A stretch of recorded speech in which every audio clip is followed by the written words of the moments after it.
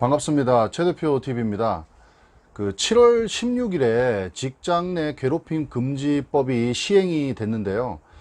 이제 각종 언론사에서 또 뭐 기사로다가 계속 이제 직장 내 괴롭힘 금지법 시행에 따라서 기사 내용을 계속 내보내고 있는데, 자, 우리가 진짜 필요한 거는 그러면 직장 내 괴롭힘 금지법에 해당되는 그런 직장 내 괴롭힘이 어떤 건지를 좀 확인해 볼 필요가 있을 것 같아서 좀 영상을 좀 찍고 있습니다.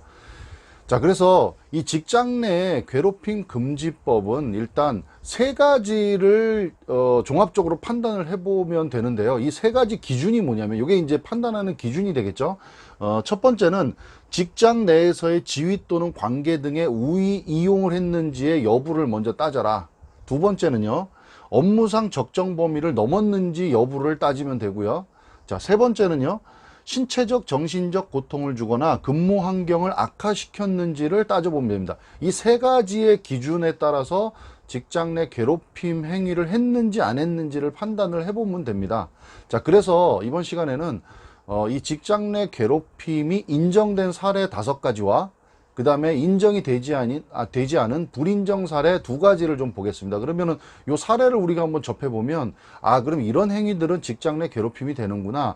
이런 행위들은 엄밀히 따져서 직장 내 괴롭힘이 아니구나 라고 판단을 하시면 될 것 같습니다.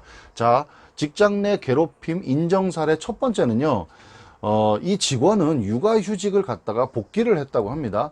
근데 복귀를 했는데 상사가 다른 업무를 부여를 했고요. 또 그 다음에 이 상사가 이 직원을 좀 해고시키고 싶었던 마음이 있었던 것 같아요. 그래서 다른 직장 동료들에게 왕따를 시킬 것을 막 지시를 하고, 또 이런 행위들을 하다 보니까 이 육아휴직을 갔다 온 복귀한 이 직원은 업무 스트레스를 받았다는 거죠. 그래서 결국에는 퇴사까지 결정을 하게 됐는데요. 이러한 경우 아까 말씀드렸던 이 세 가지 기준 사항에 들어가죠. 그래서 이거는 직장 내 괴롭힘 행위로 인정이 된 사례입니다. 자, 두 번째는요,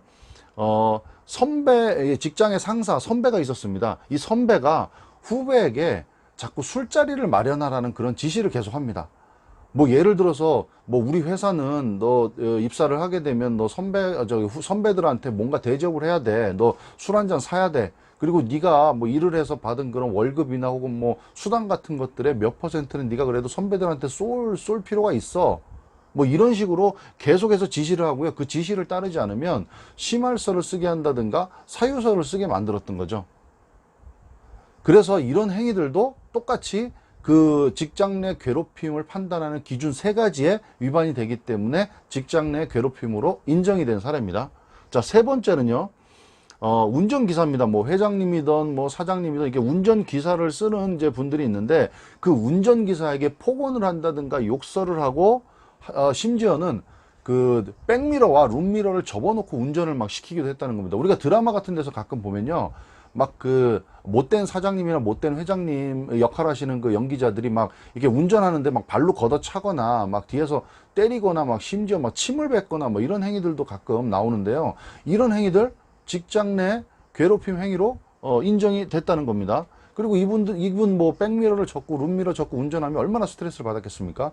자, 이분 아까 처음에 말씀드렸던 그 직장 내 괴롭힘 금지 3가지 사항에 종합적으로 판단해 봤을 때 해당이 되기 때문에 인정이 된 사례고요. 그 다음에 네 번째는요, 회식을 할 때 또 이런 그 일들이 많이 생기는데, 회식 중에 소주병으로 들어가지고 때리려고 위협을 했고요. 그 다음에 신체적으로 폭력도 가했고요.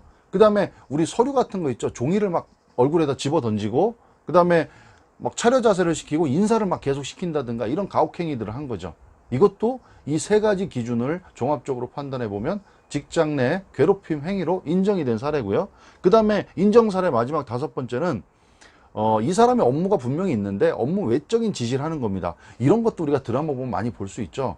내 일이 아닌데 개인적으로 상사, 부장이나 뭐 이런 분들이 개인적인 심부름을 시킨다든가, 뭐 우리 애 학교 끝나니까 좀 데리고 와라, 그 다음에 뭐 뭘 좀 갖다 줘라, 뭐 이런 것들이요. 그리고 하다못해 뭐 우리 부모님이 시골에서 뭐 옥수수를 재배하는데 너 가서 좀 수확하는 거 좀 도와줘라, 그 다음에 너 판매 네가 얼마큼 해와라, 뭐 이런 것들을 시키는 행위, 당연히 이 3가지 기준을 보고 종합적으로 판단해 보면 이것도 당연히 직장 내 괴롭힘 행위로 들어간다는 거죠. 자, 그럼 5가지 직장 내 괴롭힘으로 인정되는 사례를 살펴봤고요.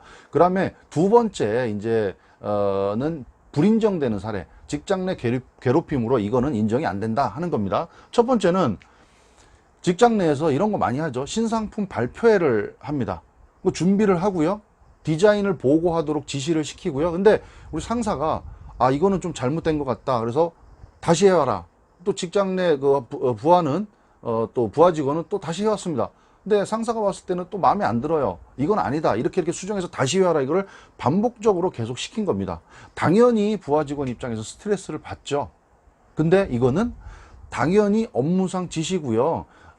이 업무상 지시가 업무적으로 당연히 연관이 있는 부분이기 때문에 이거는 괴롭힘으로 인정이 되지 않고요. 정당한 업무 지시로 봤다는 거죠. 이것도 앞에서 우리가 말씀드린 3가지 인정 기준을 살펴봤을 때 이거는 직장 내 괴롭힘으로 인정이 되지 않는다라고 말한 거고요. 그 다음에 두 번째는요. 이런 경우 있어요. 영업을 하는 곳은 영업 소장으로 승진한다든가 뭐 과장 승진, 부장 승진을 이렇게 승진을 할 때 인사고과를 이제 매기게 되는데 거기에서 어떤 직원이 다른 동료들에 비해서 본인만 계속 승진이 누락이 된 겁니다. 그래서 왜 우리 사회생활 하다 보면 그런 거 있죠. 내가 승진할 차례가 된 거죠.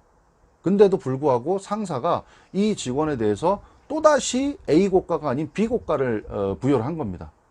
그래서 이 직장 이제 승진 대상자는 이거는 나만 일부러 이 사람이 나를 승진을 시키지 않기 위해서 일부러 나한테 비고과를 부여했다라고 그렇게 주장을 했지만 이런 경우에는 상사가 정당하게 이 사람의 능력을 평가해서 인사고과를 B를 매긴 거기 때문에 이거는 직장 내에서 당연한 업무적인 행위로 본 거죠. 그래서 이 인정기준 3가지에 충족이 되지 않는다 해서 직장 내 괴롭힘으로 인정이 되지 않은 사례입니다.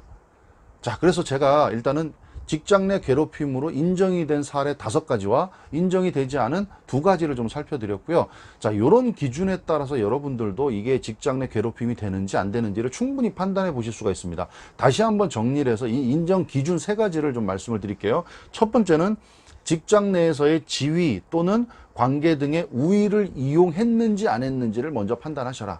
그 다음에 두 번째는요, 업무상 적정 범위를 넘어섰는지를 판단하셔라. 그 다음에 3번째는 신체적, 정신적 고통을 주거나 근무 환경을 악화시켰는지를 판단하셔라. 이 3가지 기준을 판단해 보시고 이게 직장 내 괴롭힘 행위인지 아닌지를 판단해 보시면 될 것 같습니다. 7월 16일부터는 직장 내 괴롭힘 금지법이 시행이 됐기 때문에 10인 이상의 그런 상시 근로자가 10인 이상의 그런 사업장은요, 취업규칙 반드시 수정하시고요. 그 다음에 10인 미만이라 하더라도 이런 내용들이 우리 회사에서 일어나지 않도록 반드시 주의하셔야 될 것 같고, 지금 이게 굉장히 우리 뭐 언론이나 여러 가지 관심거리이기 때문에 좀 각별히 유념하시면 좋을 것 같아서 오늘은 사례를 좀 말씀을 드렸습니다. 최 대표 TV 많이 시청해 주시고요. 구독, 좋아요 부탁드리겠습니다. 감사합니다.